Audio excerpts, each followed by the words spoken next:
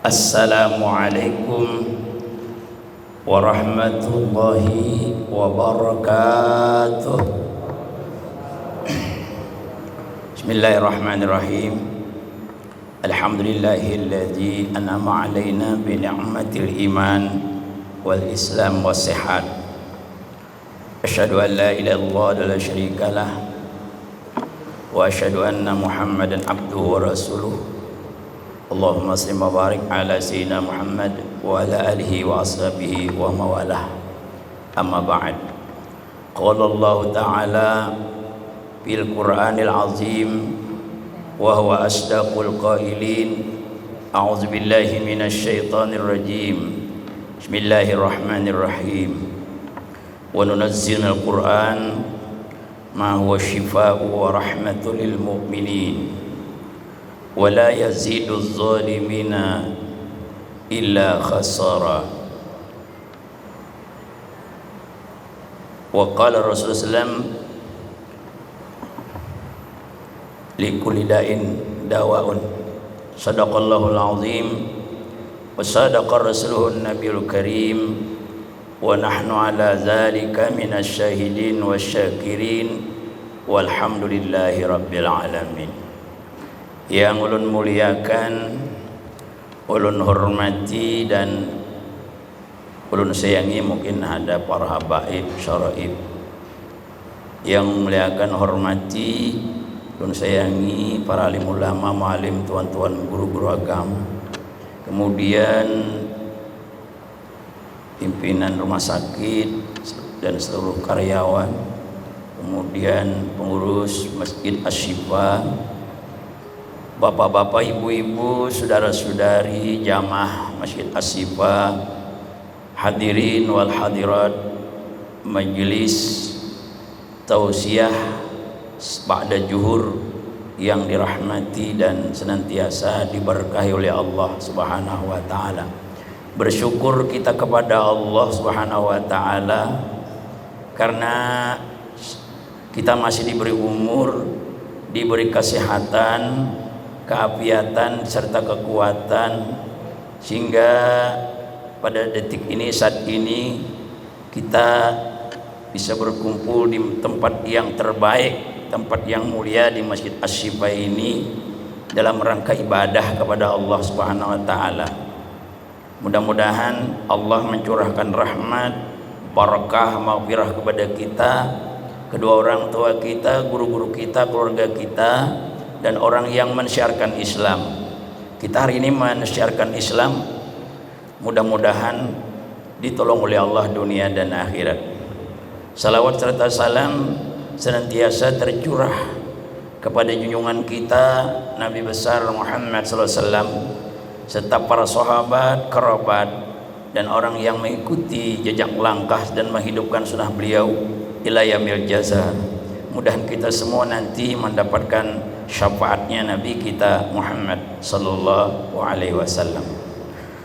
Bapak, ibu-ibu, hadirinul hadirat yang ulun hormati, pada kesempatan ini kita ingin menyampaikan pesan-pesan Allah dan pesan Rasulullah tentang bagaimana kita menjaga pola hidup sehat menurut beliau. Sebagaimana kita baca di dalam berbagai kitab, di antara penyebab orang sakit itu adalah karena faktor pikiran dan perasaan. Faktor pikiran dan perasaan. Makanya kalau orang banyak berzikir, hatinya jadi tenang. Jadi intinya orang yang salat itu sebenarnya dia berzikir. Karena zikir yang besar itu syarat wala zikrul akbar. Kalau dia khusyuk salatnya, ya berzikir banyak ingat kepada Allah, itu khusyuk salatnya. Semakin banyak ingat dengan Allah ketika salat, maka itulah semakin tinggi nilainya. Jadi intinya di dalam ini tenang. Jadi, pikiran dan perasaan itu salah satu di antara penyebab orang sehat atau sakit. Jadi kalau pikiran tenang, hati tenang, semuanya tenang, itu insya Allah sehat. Itu sehat. Nah, kuncinya kata Rasul, alladzina amanu, dalam Quran beliau bacakan, alladzina amanu wa tatmainnu qulubuhum bi dzikrillah, ala bi dzikrillah tatmainnul qulub. Orang beriman tuh hatinya tenang. Dengan hatinya tenang, ya Kak, dengan mengingat Allah, hatinya jadi tenang, maka sehat. Itu satu kuncinya yang pertama. Yang kedua, penyebab orang sakit itu karena berbuat dosa. Berapa banyak orang yang berbuat dosa besar itu menyebabkan sakit. Ada penyakit yang sampai sekarang mungkin tidak ditemukan obatnya. Ada yang ditemukan obatnya, padahal ada, cuma kan ditemukan. Orang sekarang kalau misalnya kalau zaman Nabi Lut itu ada hubungan laki-laki dengan laki-laki sehingga menimbulkan penyakit. Orang kalau istri sedang haid, jangan sampai dia mencoblos lewat jalan lain, jalan situ, karena di situ kotor kata Rasul. Allah sendiri dalam Quran melarang, haram.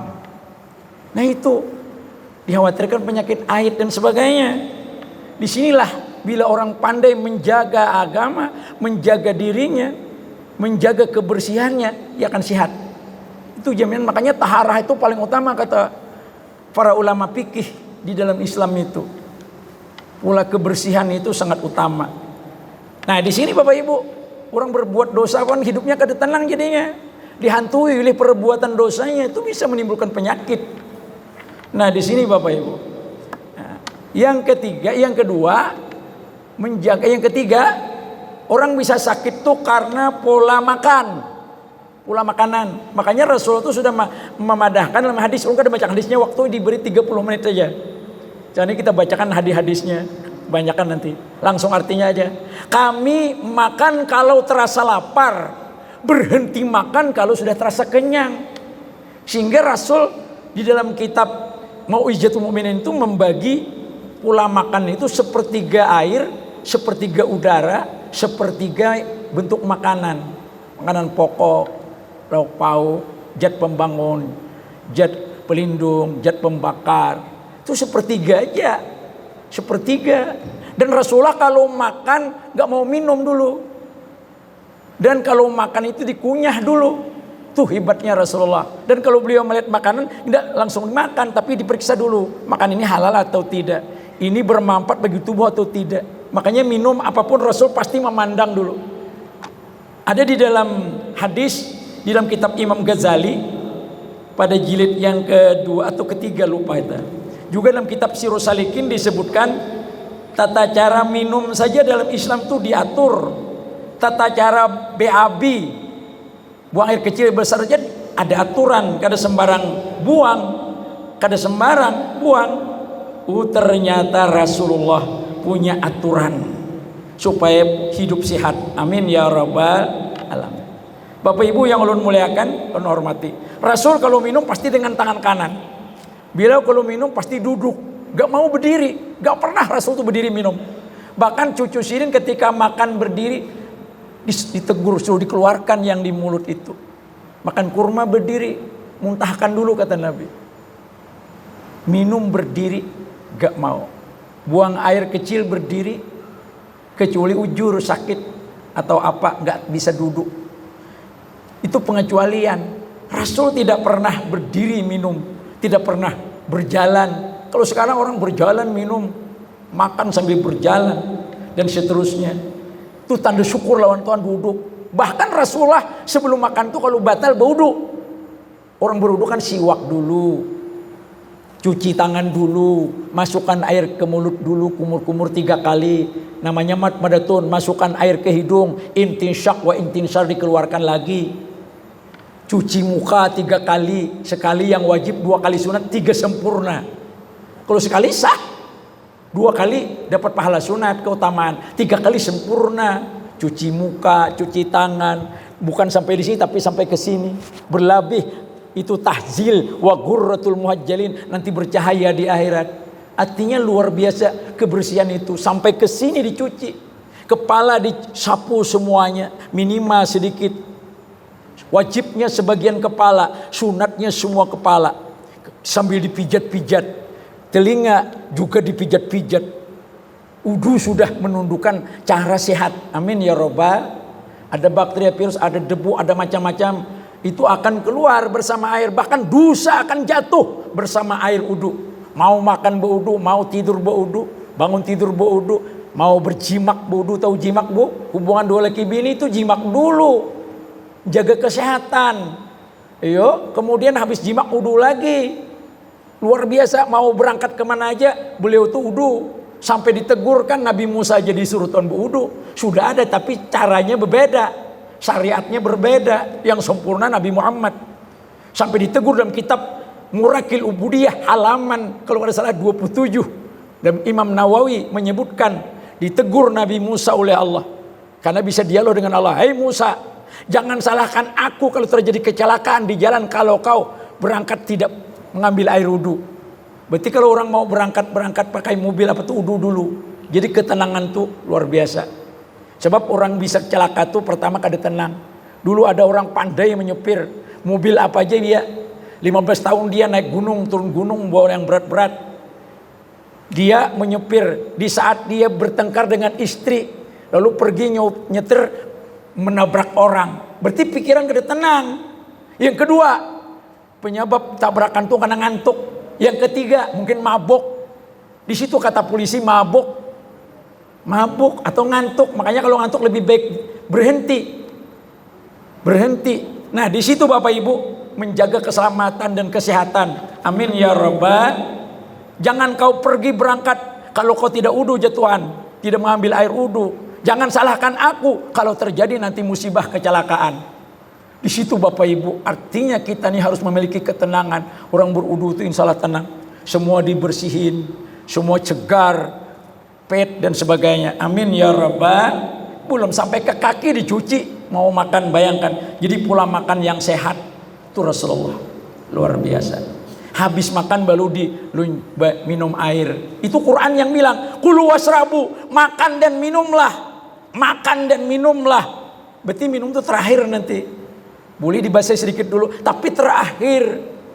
Ada yang mengatakan diamkan dulu makanan ini sedikit kunyah tuh beberapa menit baru minum air putih. Kadang kita masukkan makanan minum, masukkan makanan minum. Dan Rasulullah tuh kalau mengambil makan tidak banyak di mulut. Sudah selesai ditelan baru diambil lagi. Kita masih banyak di mulut, masukkan lagi. Di situ pola makan yang tidak sesuai dengan apa yang dikehendaki oleh Allah Rasul di dalam Al-Quran. Dan hadisnya Nabi kita Muhammad SAW. Kemudian penyebab orang sakit itu apa? Di samping dia tadi adalah menjaga pola makanan. Kemudian menjaga kebersihan. Ternyata memang bersih itu sehat. Bersih pikiran, bersih hati, bersih perasaan, bersih lingkungan, bersih badan, bersih pakaian, bersih segala tempat dan sebagainya. Itu kunci kebersihan dan kesehatan, keindahan. Kemudian membaca penyebab orang garing, faktor gigitan binatang. Rasulullah kalau mau tidur, beliau pasti memadamkan lampu Pak. Itu cipra sehat. Jadi guring itu jangan tarang lampu. Itu sehat. Jadi teliti oleh para ahli sudah. Itu dalam hadis, lu gak ada bacakan hadisnya. Nah, Rasulullah mau tidur, padamkan lampu. Bilang ada sahabat, padamkan lampu ketika mau tidur. Tutuplah pintu. Tutuplah makanan-makanan. Tutuplah tampayan air. Karena nanti jin bisa mengganggu. Bacalah basmalah ketika menutup. Itu cacak, semut, lipas, binatang serangga macam yang mungkin membawa penyakit yang kita makan, bekas cecak dan sebagainya. Nah ini Bapak Ibu kesehatan yang diajarkan dalam hadis. Berarti Rasulullah itu menutup sesuatu basmalah. Kenapa? Kalau orang menutup sesuatu basmalah, walaupun tidak masuk cecak, tapi jin bisa mengacau bahasa Banjarnya itu maharu. Makanan yang kita masak, apalagi makanan daging Pak. Kita misalnya di hari kurban memasak tulang daging, kita simpan di dapur walaupun dalam panci tertutup, tapi tidak ditutup dengan basmalah, itu bisa dijilatnya jin. Karena jin itu ketujuh makan tulang menulang. Itu hati-hati itu. Bisa menimbulkan penyakit akhirnya. Bapak Ibu yang ulun mati, bukankah orang yang diganggu jin bisa garing? Diteliti ke rumah sakit, diperiksa nggak ada penyakitnya, ternyata jin yang mengganggu. Bisa terjadi. Tidak ada gejala penyakit, diperiksa oleh ahli dokter penyakit dalam, kan ada penyakitnya, tapi garing, sakit. Ternyata apa? Gangguan jin. Dulu sahabat Nabi lupa namanya. Di dalam kitab Maijatul Mu'minin itu mati karena dikacak jin. Bapak Ibu yang karena kami kada sembarangan Bapak Ibu bahasa Banjarnya.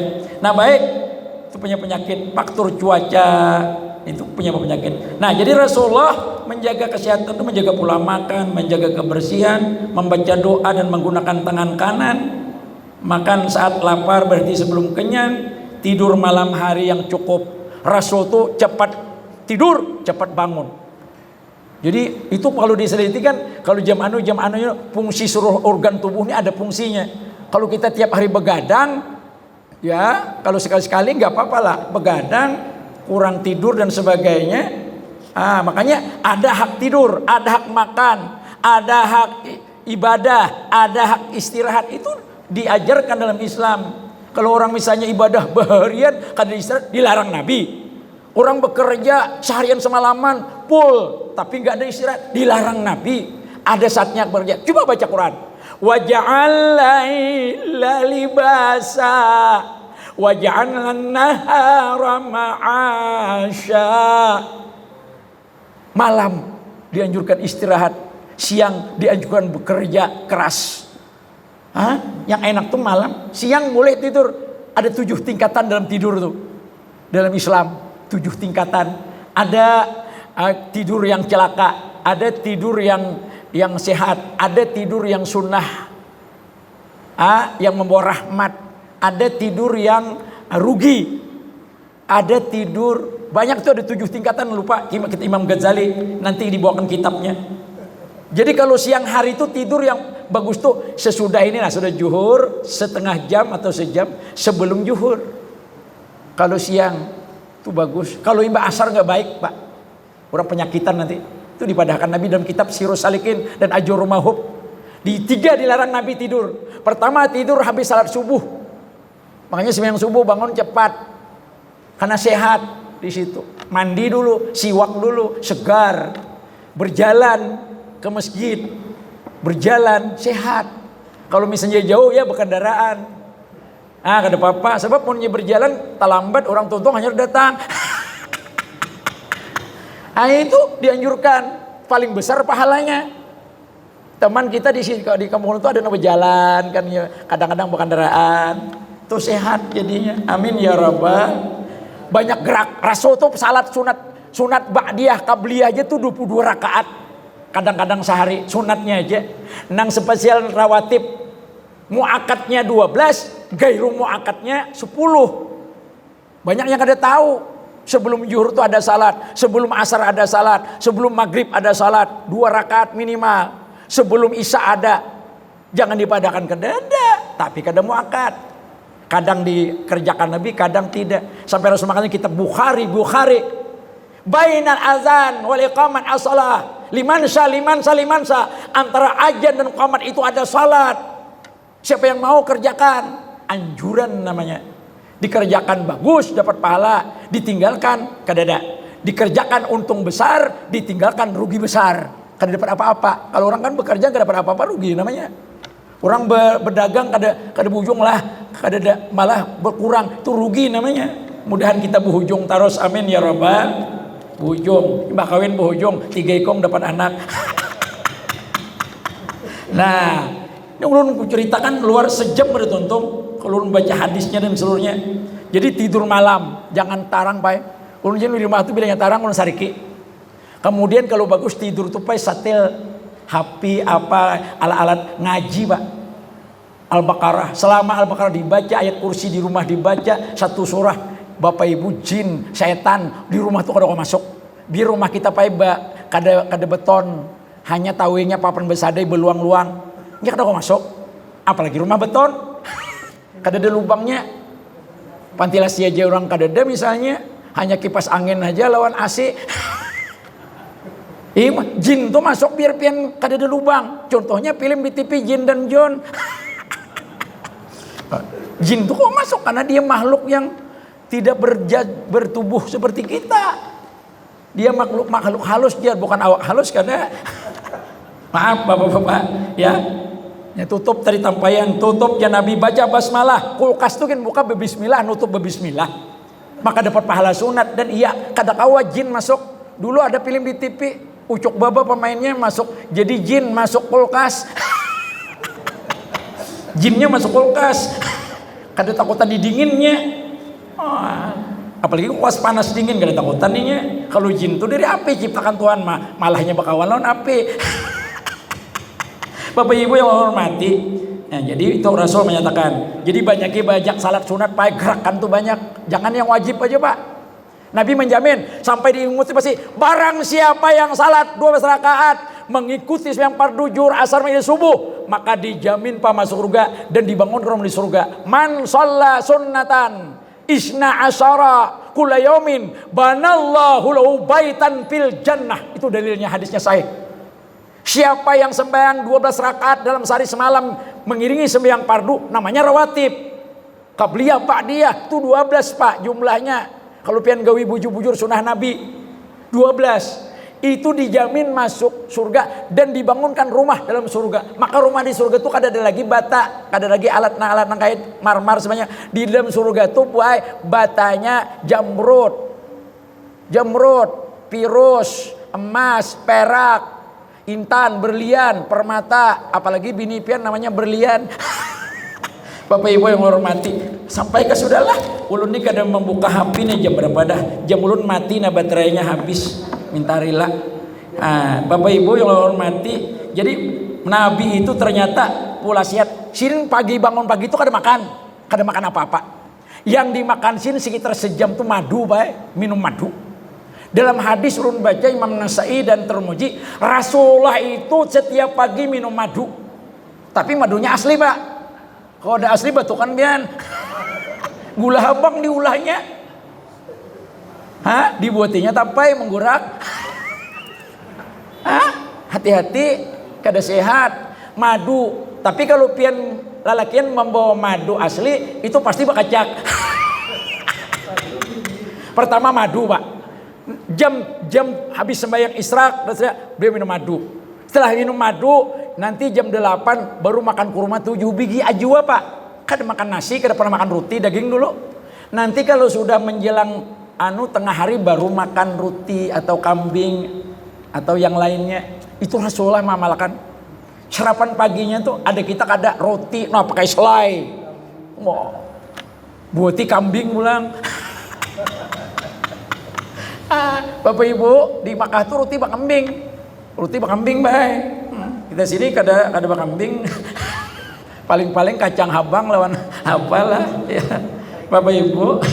Nah, jadi pola makan itu sebenarnya diajarkan Nabi bagaimana supaya sehat, Pak. Minum Nabi kada mau berdiri duduk. Caranya begini, ulang lagi cara minum aja nah. Cara minum. Tangan kanan di sini dulu.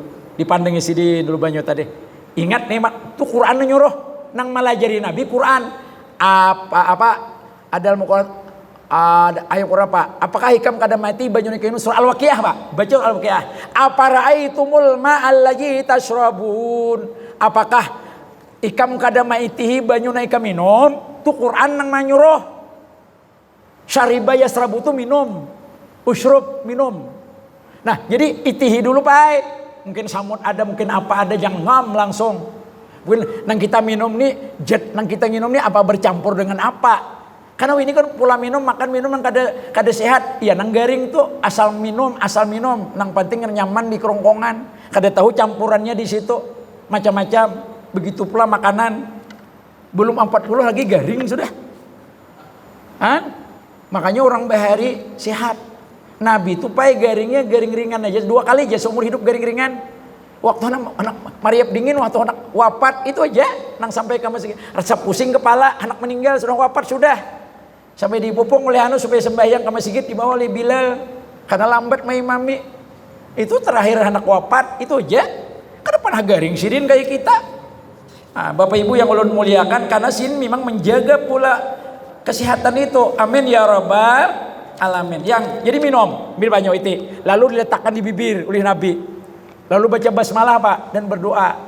Minimal bismillah, Pak. Kalau dari Syekh Habib Umar bin Hafid ditarim, minum tuh pakai salawat, Pak. Karena air ini dari Nur Muhammad. Termasuk makan nasi.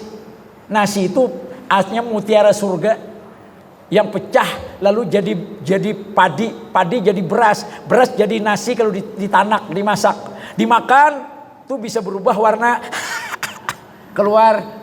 Iya kah? Boleh beda-beda karena campurannya. Kalau orang makan nasi dicampur pucuk gumbili tiap hari lawan kangkung itu bisa hijau. Warnanya keluar tergantung warna. Kalau ketimbang coklat, ya nan coklat toh. Nah ini jadi minumnya kan ini. Nah terakhir lah kepada mungkin ada yang ditanyakan. Bismillah, munnya sesuai ada dalilnya kitabnya ulun jawab. Kalau secara kesehatan pian lebih tahu daripada ulun. Cara duniawi kedokteran. Tapi kalau secara konsep Nabi yaitu tadi Bismillah. Nah, andak di bibir kada boleh dituntum. Makanya bari pamali cirat tuh nah. Pamali tuh hai minum kayak itu. Minumnya tuh diletakkan di bibir, disedot, bukan dituang, bukan jatuh. Jatuh bangun aku. Itu penyanyinya Megizet paling banyak pada sanak A sampai Z. Bismillah. Nah, tibanya bismillah. Maka bila bismillah tuh molekul banyu ini berubah. Dengan nama Allah yang apa sih penyayang. Lalu letakkan di bibir. Yang beisapan bahan, beisapan di dunia aja, beisapan di akhirat, beisapan juga. Bismillah. Lalu alhamdulillah tutup. Sekali itu bernapas dulu, jangan langsung. Tutup dengan salawat Allahumma shalli ala Muhammad. Ambil hati minum lagi. Bismillahirrahmanirrahim. Habiskan bismillahirrahmanirrahimnya. Alhamdulillahirrahmanirrahim. Bahinak dulu. Allahumma shalli ala Muhammad. Ini kada gok. Itu kada sehat pak. Ada orang baca di YouTube kah di mana kabuhannya mengirimi. Itu gugur ke dinding. Itu mudah penyakit ginjal. Mudah karena batu ginjal. Kada sehat jadinya. Orang kami berdiri itu mudah prostat. Dan sebagainya. Karena kada tiis pak. Dan kada istibra. Maka jadi Nabi kebanyakan oleh sisi kubur itu karena kada birsun bakami. Jadi bakami yang sehat tuh turuti Nabi. Duduk bakami itu ada dua menurut hadis Nabi. Kadang kita pacul dulu nah. Jadi cara Nabi bahira tuh kada mau Nabi duduk tapi Nabi jongkok. Kayak ini. Bakami kini juga. Bila sudah keluar baik sidin beristibra itu ya berdaham. Ditarik napas turunkan bawah lalu betul supaya tiis. Lalu sidin putar gerak. Setelah itu apa? Baru dalam kitab Ubudiyah itu setelah berdaham ini pakai rudal kita ini diurut 3 kali minimal. Urut, batu hanya putar kepalanya helmnya tuh. Buka luangnya semprot, pakai semprotan kendaraan. Itu. Jadi kan naik kayak ini kami berak atau begini boleh. Yang kedua, Nabi tuh kayak ini berpingkut sebelah kanan kalau ada kayu atau dinding atau apa batu. Kayak ini Pak. Dia letakkan sini perisai di depan. Dan berjauh pada orang. Dan kada mau menghadap kiblat, balik kiblat, matahari sebagainya. Belakangi kemudian kada mau arah angin, misalnya angin ke sini, beliau ke ini kami. Sebab kalau angin dari situ ke sini, itu perancing ke badan. Ya nan Nabi aksiru min azabil qabri. Kebanyakan bisa dikubur karena kada biris urusan basuh api dan basuh bakami bahera itu kada beres pai. Bisa dikubur. Orang sembahyang kada biris. Syaratnya kan orang sembahyang sah itu suci badan paling depan najis, kotoran dan najis. Setiap najis pasti kotor. Setiap kotor belum tentu najis. Yang kedua, bersih hadas besar dan kecil. Kalau orang sembahyang kada sah kada diterima sembahyang. Karena kada sembahyang diterima, diajab di kubur. Kebanyakan selamat di kubur tuh karena orang memelihara salat. Amin ya rabbal. Jadi dua aku baca dalam kitab tuh Nabi itu bahira kayak ini, yang kedua kayak ini. Terjebur bulunya kekerasan tuh cepat keluar baik. Orang jarang makan buah tuh. Kurang serat biasanya lah. Nah, bahira tuh kayak di tangan nah, bersenam. Bahiring lambung ke kiri, tangan berpingkut, biar guru songkul dapat ilmu laduni kalau berpingkut sebelah kanan. Jangan kiri berpingkutnya. Nah kayak ini nah, bahira. Bakal keluar karena habis hanya berdaham 3 kali. Nang dibasuh tuh kablatur dulu hanya kanapot.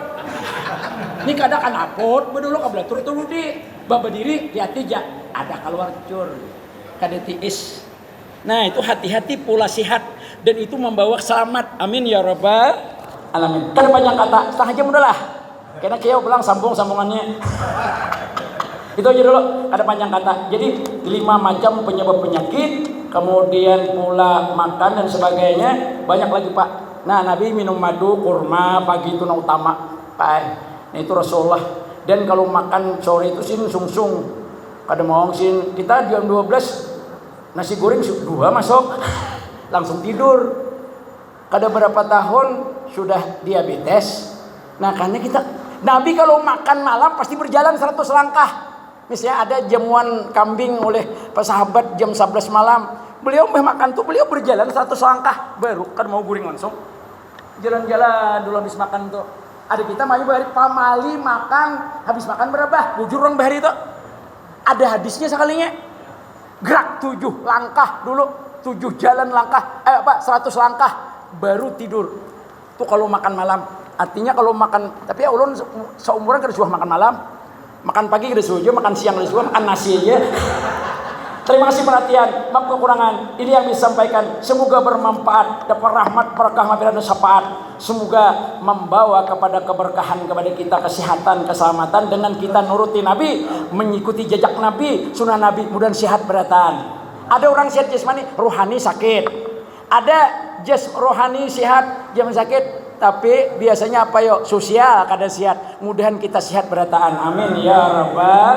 Terima kasih. Mohon maaf. Terima walau lebih sawab. Sekali minta hal minta reda ada hilaf dan salah. Hilaf dan salah. Wabillahi taufiq wa hidayah. Wassalamualaikum warahmatullahi wabarakatuh.